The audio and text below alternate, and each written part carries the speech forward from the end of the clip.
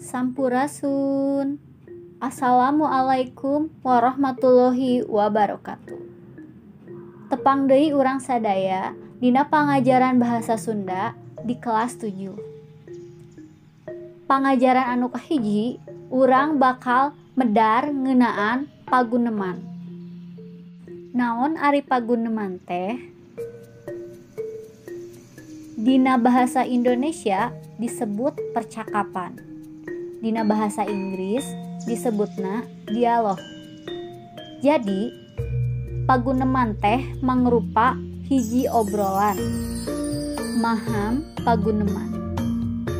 Paguneman asalna tina kecap gunem, nu hartina nyarita silih tempas. Paguneman tiasa disebut oge gunem catur atawa wangkongan, tiasa oge obrolan. Jadi, paguneman nyaeta obrolan silih tempas antara dua jalma atawa leuwih.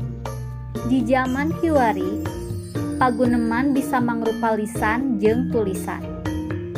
Contoh paguneman lisan bisa ngobrol atawa nyarita langsung, ngobrol jarak jauh atawa ngaliwatan telepon. Anu kadua, aya contoh tulisan.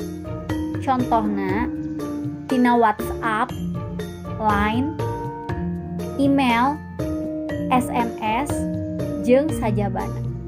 Contoh paguneman sapantaran. Panji. Dik, dagoan sakedeungnya rek neudeun heula kantong. Diki. Nya sok weh di dagoan di dieu. Panji. Nya Dik, aya PR naon minggu kamari? Diki. Aya PR bahasa Sunda? Panji. Naon PR bahasa Sunda teh? Diki. Kudu ngarang sajak, temana bebas, minggu hareup dikumpulkeun. Lamun sajakna alus, bakal dimuat dina majalah. Kitu ceuk Bu Lilis mah. Tah eta mangrupa contoh paguneman sapantaran. Contoh paguneman di telepon. Imas. Halo, assalamualaikum. Dupi Hani aya kitu? Hani. Halo, waalaikumsalam. Duh, kaleresan nuju kaluar, nembe pisan. Dupi ieu sareng saha? Imas. Sareng Imas. Muhun atuh, kin ditelepon deui. Hatur nuhun.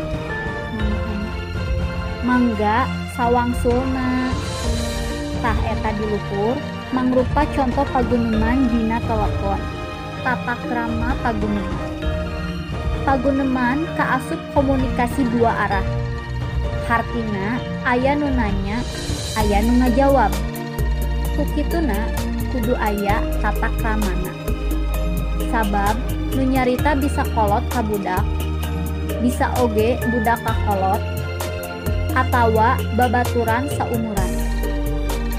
Di bahasa Sunda, eta tata krama geus diatur dina Undak Usuk Bahasa. Aya basa loma, basa lemes keur sorangan, jeung basa lemes keur kabatur. Tah, mung sakitu pedaran ngeunaan paguneman.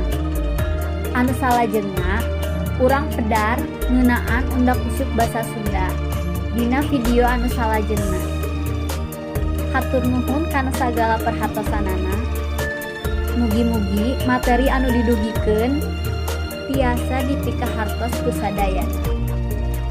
Saninten buah saninten dibantun kaparapatan. Hapunten abdi hapunten bilih seueur kalepatan.